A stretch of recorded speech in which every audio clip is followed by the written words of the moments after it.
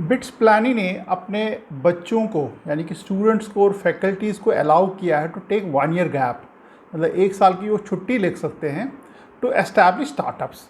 ये खबर मेरे को मालूम थी पहले, मैंने एक वीडियो में कवर भी की थी, बट अब फॉर्मलाइज हुआ और उसके सारा इंसेंटिव स्ट्रक्चर कैसे काम होगा वो आउट हो गया है। और आजकल पिछले 2-3 दिन से काफ़ी सारे न्यूज़पेपर में इसका आया हुआ है। जितनी भी मेरे लोगों से बात हुई है या इवन मेरा पर्सनल मानना भी है, ये इंडियन स्टार्टअप्स के लिए एक गेम चेंजर होगा। उसका रीज़न क्या है मैं भी आपको बताऊंगा। ये वीडियो को आप सब्सक्राइब ज़रूर करना, चैनल को सब्सक्राइब करना, क्योंकि मेरे जो वीडियोस सिर्फ आपके एडमिशन रिलेटेड नहीं होते हैं। मेरे वीडियोस ओवरऑल क्या हो रहा है एजुकेशन सेक्टर में उसके बेसिस पे होते हैं। आपको आगे चल के क्या क्या करना है करियर पॉइंट ऑफ व्यू से, जॉब पॉइंट ऑफ व्यू से, इंटरव्यू, इंटर्नशिप कैसे कैसे क्या क्या, वो सारा साथ साथ चलते रहेंगे। सो इसको सब्सक्राइब ज़रूर करना चैनल को। अब इसको गेम चेंजर कहा क्यों जाता है और बिट्स प्लानी का ही क्यों ऐसा आया है? सी, बिट्स प्लानी का थोड़ा सा समझते हैं।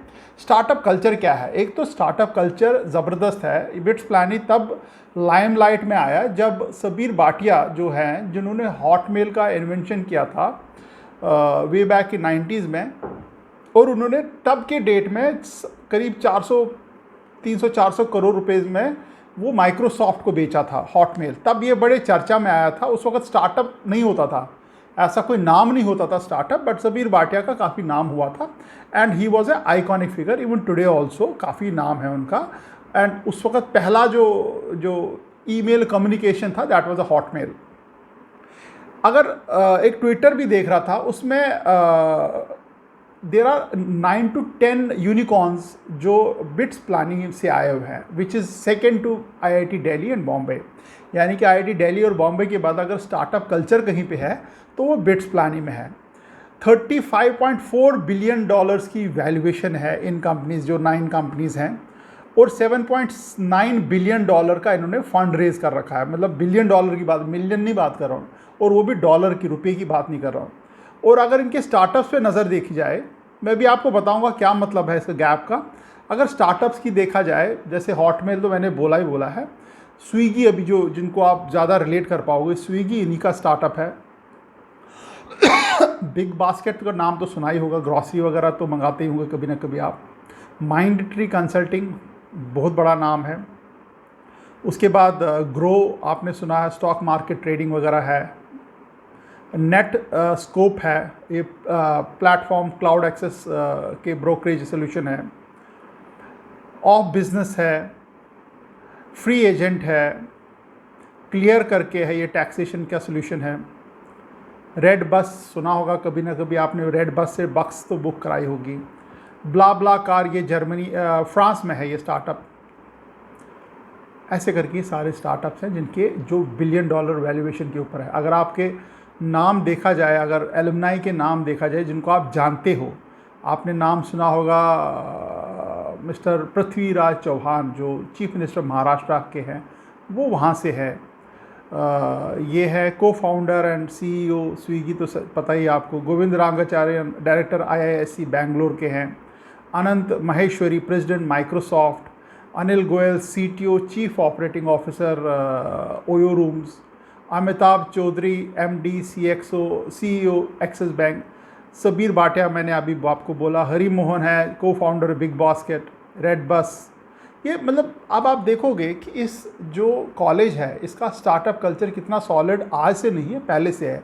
और कहीं ना कहीं एक बिट्स प्लानी ने ये अंडरस्टैंड किया है कि यार इसको हम लोग कैसे प्रमोट किया जाए।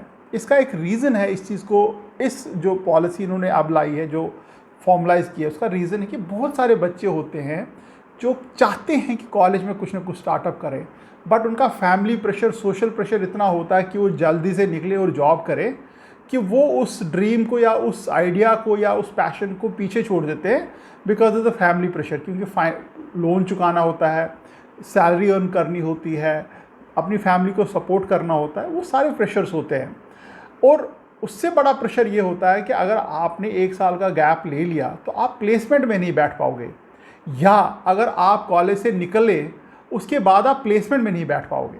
और प्लेसमेंट एक मेजर टूल है किसी भी रिप्यूटेड कॉलेज का, जहाँ पे बच्चे एंजॉय करते हैं ए गुड सैलरी, क्योंकि आज कॉलेज से बाहर होकर प्लेसमेंट ढूंढने बैठोगे तो बहुत कठिनाई है, मुश्किल है। कॉलेज में जो कंपनीज आती है प्लेसमेंट मिलना वहाँ पे आसान होता है।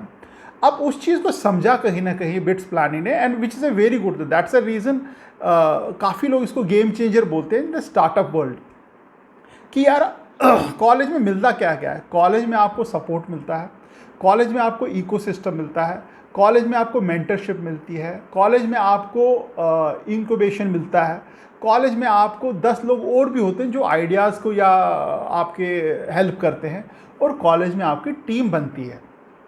अगर मान लीजिए आप कॉलेज से बाहर आ गए, फिर आपको नहीं वो चीज़ मिलेंगी, वो सुविधाएं नहीं मिलती हैं बट उतनी अच्छी नहीं मिलती है। और ऊपर से प्रेशर कि आप कॉलेज से बाहर आए फिर आप प्लेसमेंट नहीं बैठ पाओगे, क्योंकि बहुत सारे बच्चे होते हैं यार मैं चाहता हूँ कॉलेज के बाद स्टार्टअप करूँ, बट अगर मैं स्टार्टअप करने बैठ गया फिर मैं वापस प्लेसमेंट में नहीं बैठ पाऊँगा, फिर मेरे को जॉब नहीं मिलेगी। इसलिए इस बिट्स प्लानिंग ने क्या किया है, इन्होंने बोला जी आप अपना ड्रीम पूरा करो, आप जो भी आपके आइडिया आप पूरा करो, आप 1 साल का ब्रेक ले लो। अब 1 साल का ब्रेक मतलब क्या हुआ, मान लीजिए मैं सेकेंड ईयर मैं हूँ और मैं चाहता हूँ थर्ड ईयर ना करके मैं एक स्टार्टअप करना चाहता हूँ। आप स्टार्टअप करो, 1 साल तक देखो, अगर आपका स्टार्टअप चल रहा है, ठीक चल रहा है, वेल एंड गुड, उस स्टार्टअप को पैरेलली चलाओ और अपना कॉलेज पूरा करो।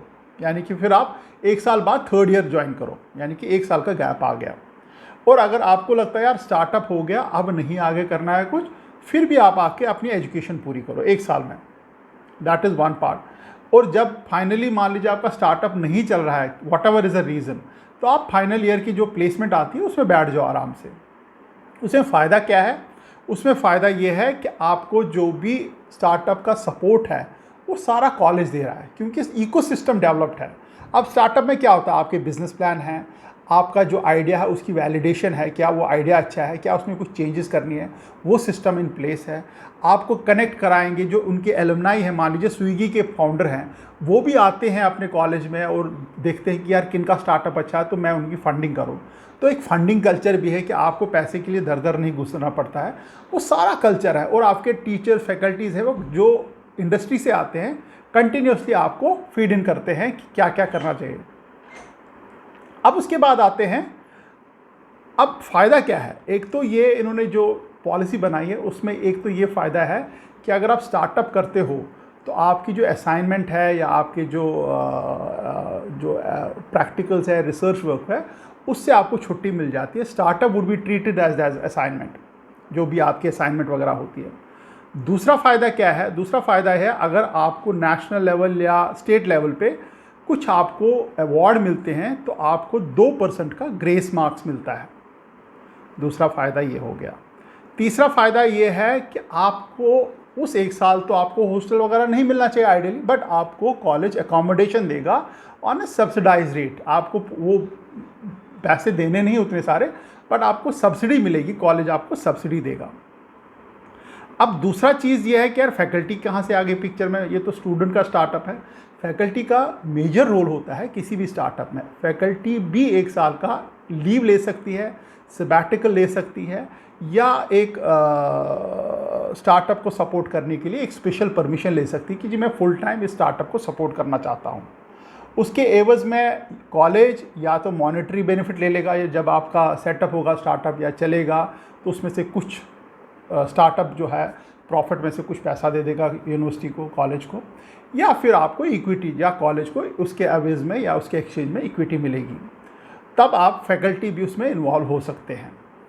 Faculty startup point of view से इन्वॉल्व हो सकते हैं, बट इसमें नॉन एकेडमिक्स या नॉन फैकल्टी स्टाफ है वो भी इन्वॉल्व हो सकता है, but only from monetary point of view, यानी कि वो इन्वेस्टमेंट कर सकते हैं या पैसा लगा सकते हैं उस स्टार्टअप में।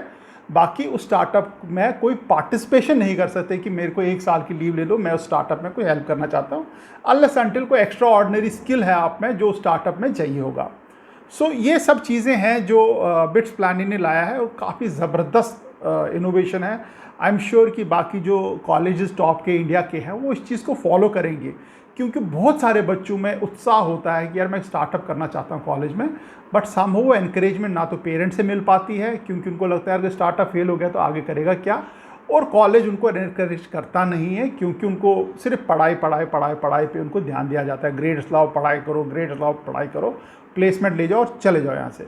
तो ये एक मेजर गेम चेंजर स्टेप हो सकता है आने वाले टाइम में। मे बी अगले 2-3 साल देखोगे आप बहुत सारे कॉलेजेस जो हैं उस चीज़ को फॉलो करना शुरू करेंगे। बाकी रहा कोई और भी क्वेश्चन आपको रिलेटेड किसी भी इंडस्ट्री, किसी भी सेक्टर, किसी भी प्रॉब्लम रिलेटेड मेरे को आप डालो, और किसी और टॉपिक पे वीडियो देखना चाहते हो तो मेरे को कमेंट सेक्शन में डालो।